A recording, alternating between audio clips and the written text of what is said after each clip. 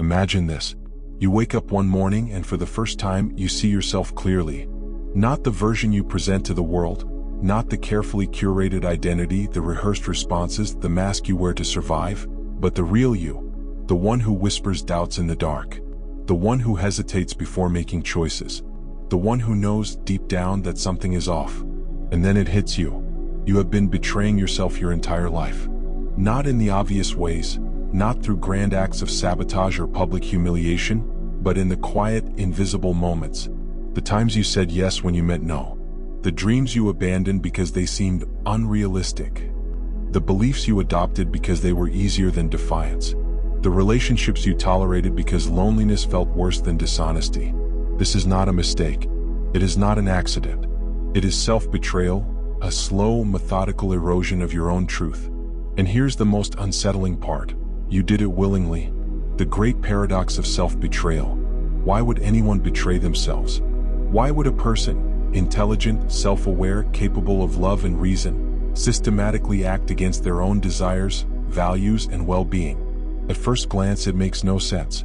Survival instincts should drive us toward self-preservation, not self-destruction. And yet, we do it every day. We stay in jobs that drain our souls because that's just how life is. We swallow our words to avoid conflict, then resent the people who never heard them. We chase approval from those we don't even respect, trading authenticity for validation. This is not weakness. This is strategy, a deeply ingrained psychological survival mechanism. But survival from what? The invisible prison. The answer lies in a brutal truth. We betray ourselves because we are afraid of freedom. True autonomy is terrifying.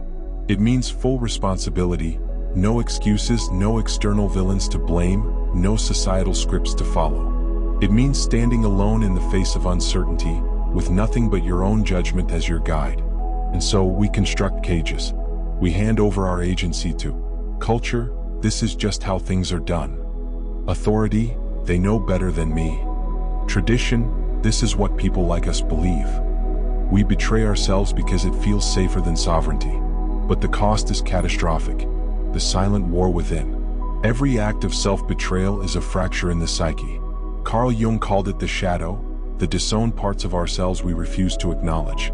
The more we deny our truth, the more those exiled fragments grow in power, manifesting as chronic indecision because you no longer trust your own voice, unexplained resentment toward those who do live authentically, a haunting sense of emptiness because you are living someone else's life.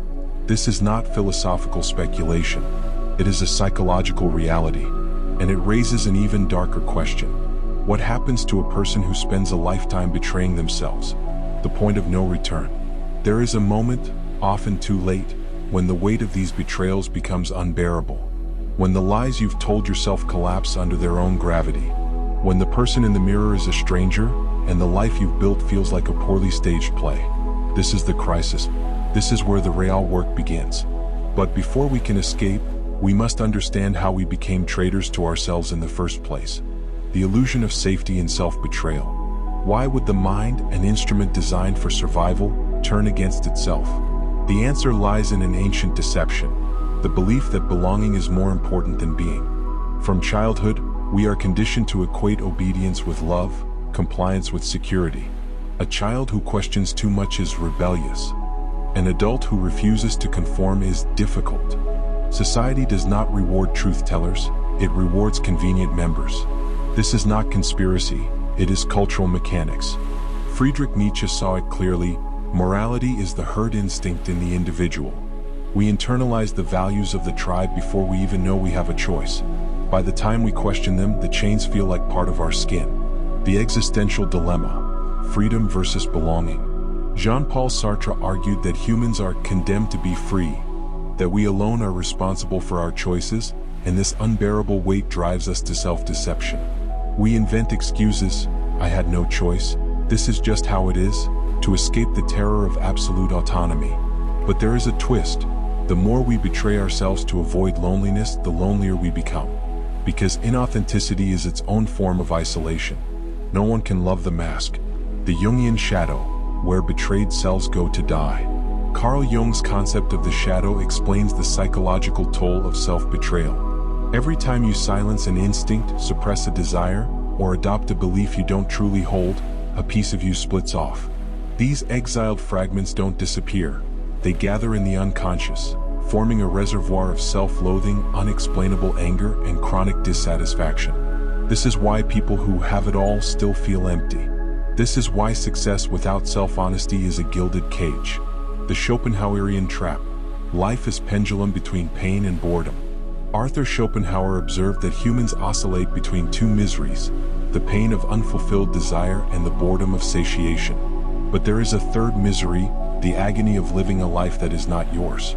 Most people never escape this cycle because they never ask the forbidden question, what if I stopped pretending? The modern addendum, how capitalism and social media amplify self-betrayal.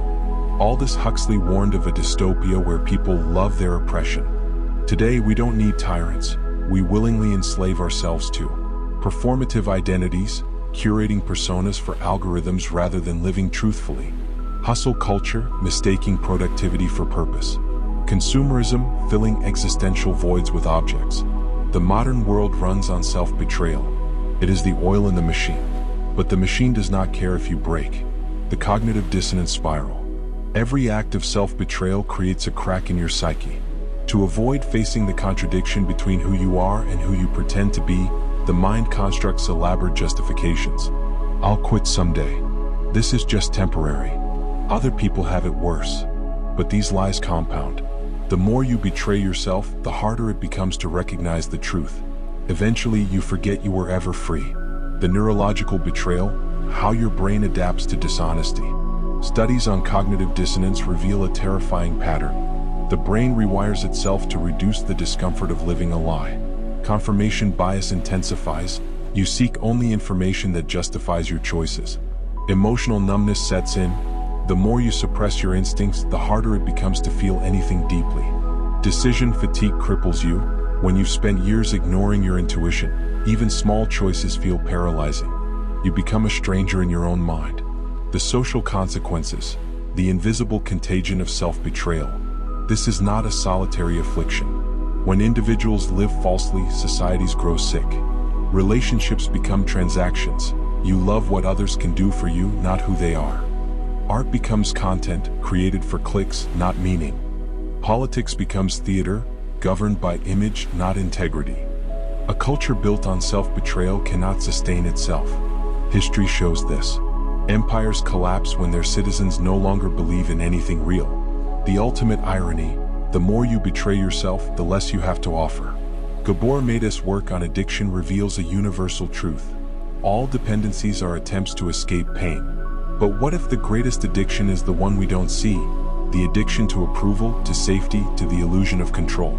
The cruel joke is this: the more you try to be what others want, the less valuable you become. Because originality cannot exist where authenticity is forbidden. The first step, radical honesty with yourself. The escape begins with a single question. What do I truly want, not what I've been told to want? This is harder than it sounds. After years of self-betrayal, your desires may be buried under layers of conditioning. Start small.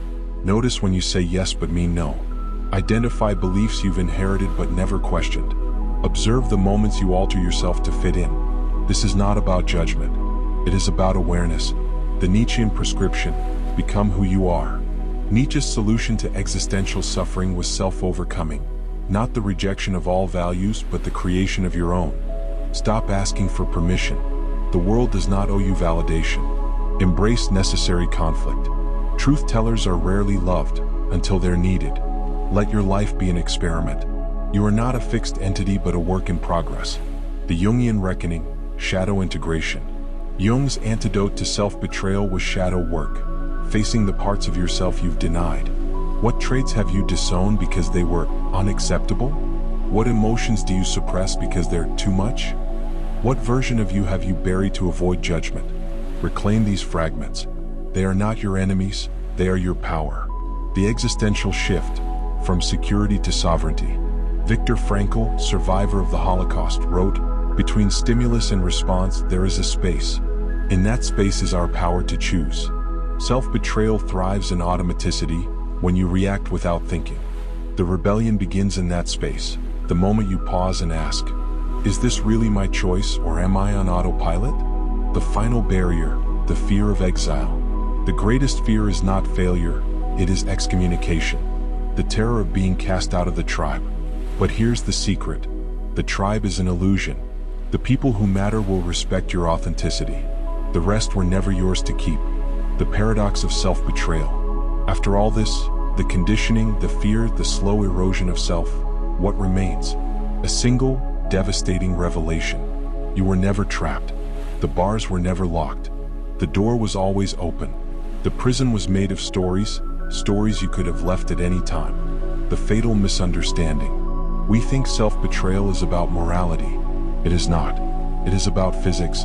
Every action has an equal and opposite reaction. Every lie to yourself creates a counterforce, a pressure in the psyche that demands balance. This is why the most successful people often crash the hardest. This is why midlife crises happen. This is why repressed emotions resurface as illness. The universe does not allow dishonesty to go unpunished. The only way out. There is no partial freedom. No negotiated surrender. You must choose. The pain of authenticity or the slow death of self-betrayal. But know this, the pain of authenticity is finite. The death of self-betrayal is infinite. The final invitation. So here we are, at the edge, at the moment of decision. Will you continue the charade? Or will you, finally, step into the life that has been waiting for you? The choice is yours, but choose quickly. Time does not forgive those who waste it.